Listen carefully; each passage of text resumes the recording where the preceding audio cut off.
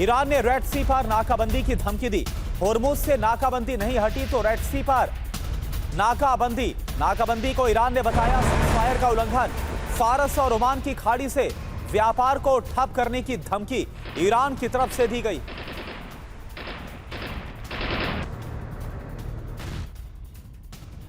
और एक और बड़ी खबर, ईरान ने अमेरिका को दी है 3 समुद्री रास्ते बंद करने की धमकी। रेड सी, ओमान सागर और पर्शियन गल्फ में नाकाबंदी की धमकी दी है। तीनों समुद्री रास्ते से व्यापार पूरी तरह से रोकने की धमकी दी गई है। ईरानी सेना के केंद्रीय कमांड सेंटर प्रमुख अली अब्दुल्लाही का बयान, अमेरिका की नाकेबंदी उकसावे की कार्रवाई। अब्दुल्लाही की तरफ से कहा गया, वार्ता विफल होने के 21 घंटे के बाद अमेरिका ने लगाई होर्मुज पर नाकाबंदी। और इधर अमेरिकी वित्त सचिव स्कॉट बेसेंट का बड़ा बयान, ईरान के अवैध तेल नेटवर्क पर प्रतिबंध। प्रतिबंधों के दायरे में 2 दर्जन ईरानी नेता, कई कंपनियों और जहाज पर अमेरिका का टारगेट।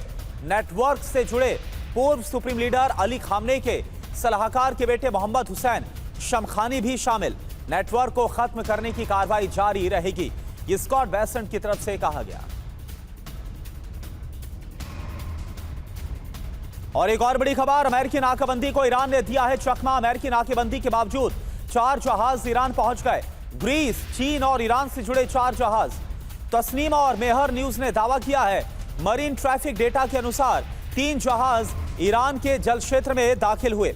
एक ईरानी कंटेनर शिप गोलबोन से बाहर निकला है। सेंटकॉम का दावा, नाकाबंदी के 48 घंटों में कोई भी जहाज ईरानी पोर्ट तक नहीं पहुंच पाया। अमेरिकी सैनिकों ने 9 जहाजों को वापस लौटाया है। और एक और बड़ी खबर, व्हाइट हाउस प्रवक्ता लेविट का बहुत बड़ा बयान, बातचीत में कई देश मदद करना चाहते हैं, पाकिस्तान ही एकमात्र मध्यस्थ है, ये लेविट की तरफ से कहा गया है। तो व्हाइट हाउस प्रवक्ता लेविट की तरफ से ये जो बयान है सामने आया और कहा कि कई देश इस वार्ता में मदद करना चाहते हैं, लेकिन इस वक्त पाकिस्तान ही एकमात्र मध्यस्थ है। तो ईरान जंग, होर्मुज पर बारूदी रण, खबर क्या है? ईरानी बंदरगाहों पर पूरी तरह से यूएस नौसैनिक, नाकेबंदी, बंदरगाहों में आने जाने वाले सभी जहाजों को रोका जा रहा है। फारस की खाड़ी, ओमान की खाड़ी में यूएस की भारी तैनाती। अमेरिका ने होर्मुज में मैरीटाइम सुपेरिटी का दावा किया। अमेरिका ने होर्मुज में अपनी डिप्लॉयमेंट और ज्यादा बढ़ाई है। ईरान के पास विकल्प क्या है? हिजबुल्लाह, हूती, हमास को एक्टिव करे, बाब अल मंदाब को बाधित करे या बातचीत की मेज पर लौटाना। अमेरिका के पास क्या विकल्प है? ईरान पर आर्थिक दबाव बनाए, जरूरत पड़ने पर सैन्य कार्रवाई होनी चाहिए। अब इसके मायने क्या है?